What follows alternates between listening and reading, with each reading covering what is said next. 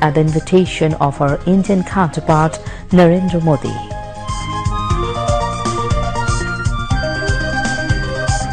BNP harmed Bangladesh by creating hostile relations with India.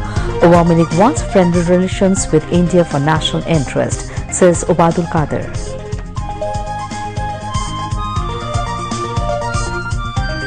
People returning to the capital after celebrating Eid. Passenger pressure is low in buses, trains and launches. Flood situation slightly improves in Sylhet but remains unchanged in Sunamganj. Relief distribution among flood victims continues. HSC exams in Sylhet division postponed till July 8 due to floods.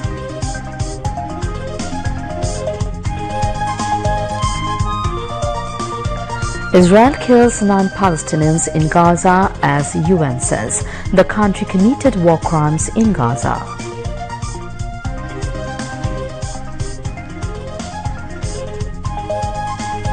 And in the T20 World Cup, India facing Afghanistan in the Super 8 match. Assalamu alaikum. Welcome to News at 10 on BTV and BTV World. This is Shoma Bose welcoming you all. Those were the headlines. Now move on to the details.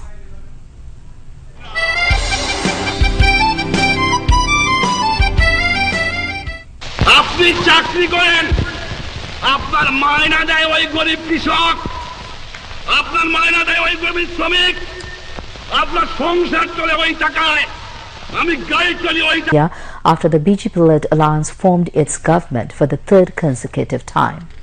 A flight of Biman Bangladesh Airlines carrying the Premier and her entourage is scheduled to depart Hazrat Shahjalal International Airport at about 2 p.m. tomorrow. A press release of the Prime Minister's press wing said that during the visit both the premiers will have a tete-a-tete followed by delegations-level talks. During the visit, both Bangladesh and India would sign several agreements and memorandum of understandings (MOUs) to strengthen the existing bilateral ties further.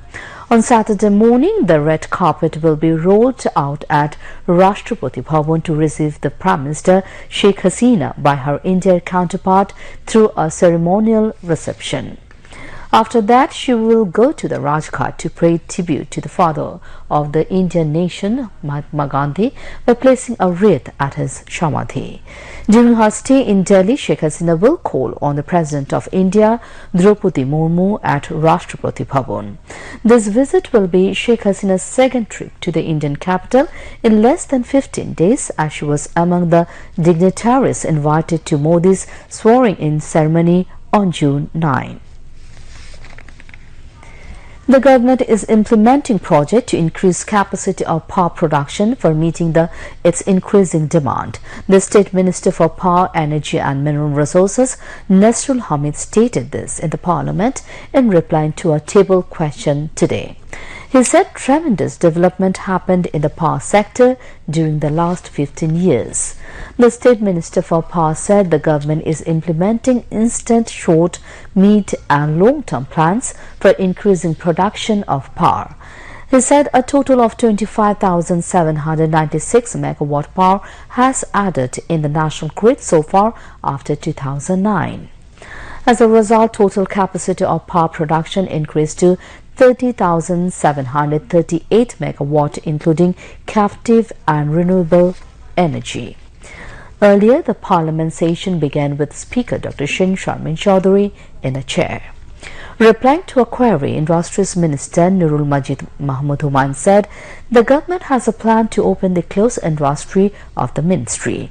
Replying to another question, the Industries Minister said the government has taken initiatives to attract investment from international and multinational companies.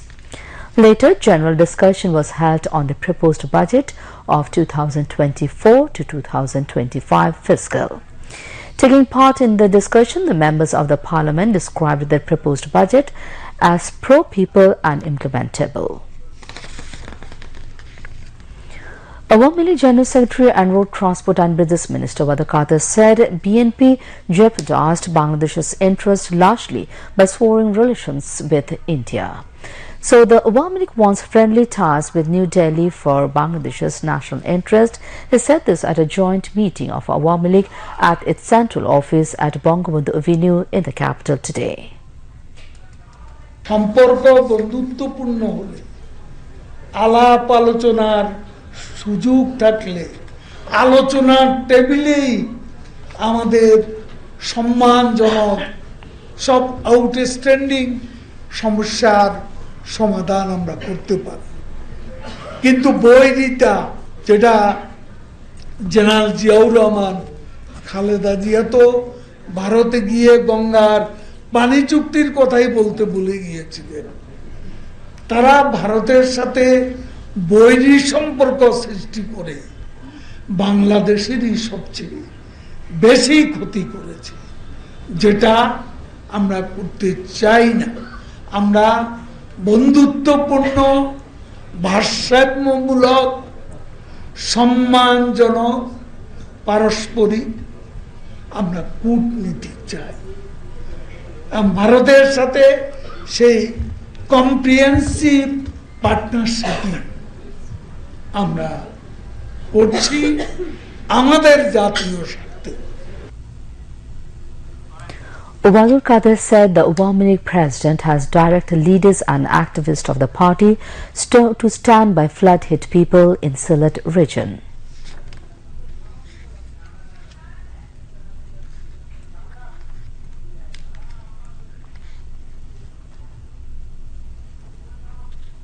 মাননীয় প্রধানমন্ত্রী নিয়মিত সিলেট অঞ্চলে বন্যা পরিস্থিতি খোঁজ খবর নিচ্ছেন এবং এ ব্যাপারে আওয়ামী লীগের নেতাকর্মীদের উদ্ধার কাজ এবং ত্রাণ কাজে অংশগ্রহণের জন্য আহ্বান করেছেন আমরা সিলেট অঞ্চলে জনপ্রতিনিধি দলীয় নেতাকর্মীদের আহ্বান জানাই পানিবন্দী জনগণকে সাধ্যমতো সাহায্য সহযোগিতা করার জন্য The joint meeting was attended among others by Awami League President members Shahjahan Khan, Jahangir Kobi Nanok and Dr. Mustafa Jalal Mohyuddin, Joint General Secretaries Mahbubul Alam Hanif, AFM Bahauddin Nasim and Dr. Dipu Moni, Presidents and General Secretaries of Dhaka Metropolitan North and South units of the Awami League, Dhaka District Awami League as well as its all associate organizations. Mayors of Dhaka 2 city corporations also took part in the meeting. The overall flood situation slightly improved in Sylhet despite large rain drenching the district today. Meanwhile, some new areas of Maulavi Bazar, Habiganj and Netrokona districts were inundated due to the torrential rain and upstream water. The HSC examinations in Sylhet division have been postponed till July 8 due to flood. According to the Deputy Commissioner's control room, more than 7 lakh people have been affected by floods in Sylhet districts. The water levels of 3 rivers in Sylhet have crossed danger points at 5 locations this morning. In Maulavi Bazar, 6 of the 7 upajilas in Maulavi Bazar have been inundated, leaving nearly 2 lakh people stranded. Most of the rural roads in the flood-affected areas are submerged and many parts of regional roads also went underwater. Houses and educational institutions are also flooded. Many were seen throwing sandbags on the embankment voluntarily to protect their homes. The flood situation in Sunamganj remains unchanged. Over 5 lakh people have been reported stranded in the affected areas.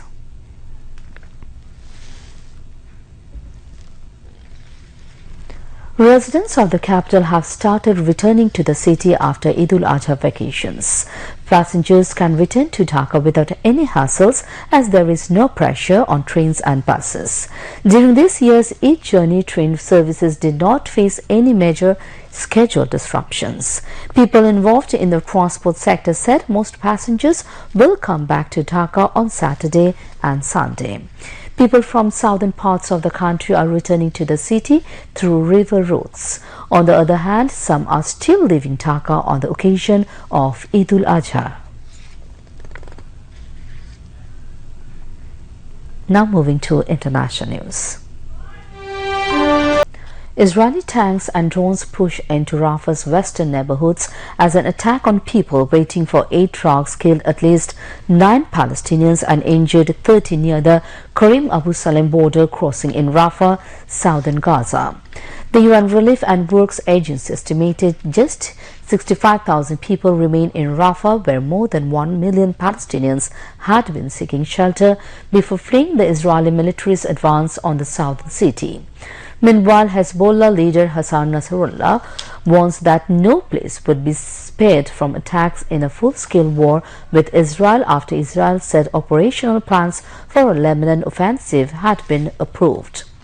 Nasrallah added that a wider war would have regional implications and the Lebanese armed group would attack other countries in the region, including Cyprus, if it continued to allow Israel to use its airports and bases for military exercises. A United Nations Commission reports that Israeli authorities are responsible for war crimes and crimes against humanity. At least 37,431 people have been killed and 85,653 injured in Israel's war on Gaza since October 7. The leaders of Vietnam and Russia have said they want to boost ties as the pair met in the Vietnamese capital of Hanoi. Vietnamese President Tu Lam was full of praise for his Russian counterpart Vladimir Putin, congratulating him on his recent re-election. Mr. Putin in return said strengthening a strategic partnership with the Southeast Asian country was one of Russia's priorities. His trip to Vietnam, which comes on the heels of his lavish visit to North Korea, is being interpreted as a demonstration of the diplomatic support Russia still enjoys in the region. The United States has criticized the visit for giving a platform for President Putin to promote his war of aggression in Ukraine. Vietnam still values the historic ties it has with Russia even as it works to improve its relationship with Europe and the US. Ukraine and Russia have pursued international military agreements as their forces remained largely stalemated during the past week. Report says Russia was unable to make headway in eastern Ukraine and even lost ground in its newest incursion in the northwest Kharkiv region, which was designed to distract Ukrainian defenders. On Tuesday, Ukrainian troops recaptured positions southwest of Vovchansk, the main prong of Russia's incursion in Kharkiv, and reportedly recaptured the settlement of Taiki west of Vovchansk. Dozens of Russia's soldiers were pinned down in central Vovchansk, are reported, but the number of Russian soldiers at 200. Ukraine has signed agreements with 15 countries and has roughly another 15 such agreements under negotiations. NATO Secretary General Jens Stoltenberg said the alliance was considering making aid to Kyiv compulsory to ensure it remains reliable and large-scale. Back to national news. Chattogram Water will start supplying water from its Vadalpuri water refinery project on September. 90% construction work of the project has already been completed. The project authority said 6 crore litres of water will be supplied daily from this project.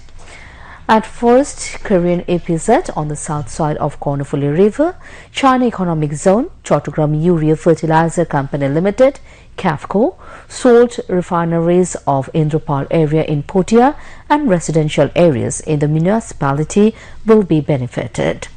Construction of the Bhadurjuri project started in 2019 to reduce water crisis at the 4 upazilas in Chattogram, including Anwara and Potia.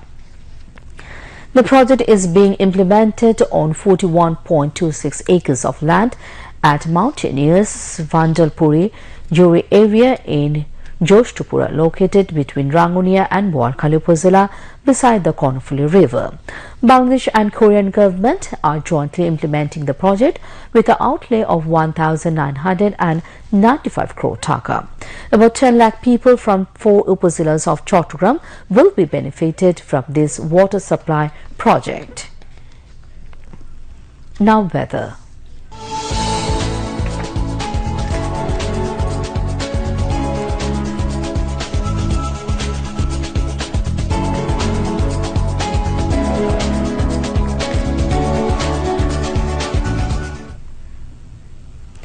Met Office in its weather forecast till 6 p.m. tomorrow said light to moderate rain or thunder showers accompanied by temporary gust to wind is likely to occur at most places over Rangpur, Rajshahi, Dhaka, Mymensingh, Khulna, Borishal, Chattogram and Sylhet divisions.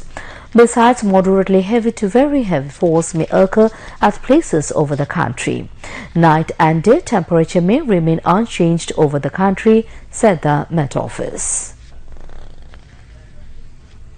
Now news on sports.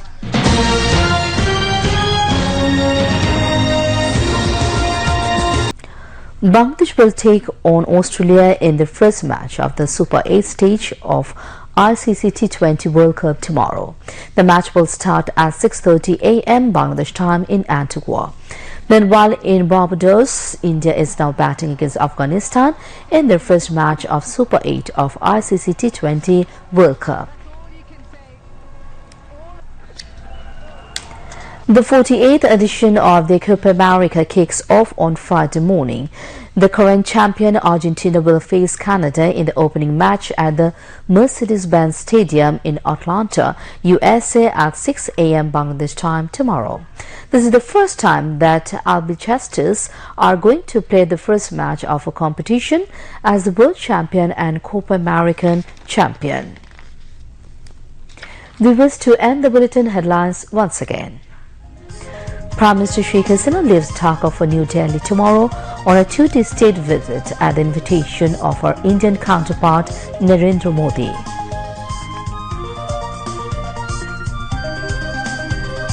BNP harmed Bangladesh by creating hostile relations with India. Awami League wants friendly relations with India for national interest, says Ubaidul Qadir.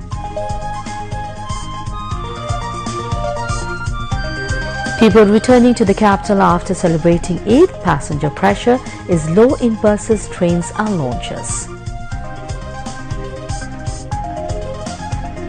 Flood situation slightly improves in Sylhet but remains unchanged in Sunamganj. Relief distribution among flood victims continues. HSC exams in Sylhet division postponed till July 8 due to floods.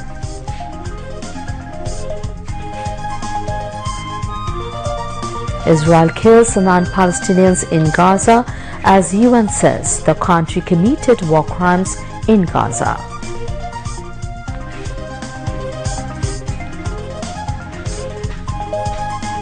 And in the T20 World Cup, India facing Afghanistan in the Super 8 match. That's all from the newsroom for the moment. Thank you for staying with us and we invite you to watch our 11:30 Bangla News. Until then, Khuda Hafiz.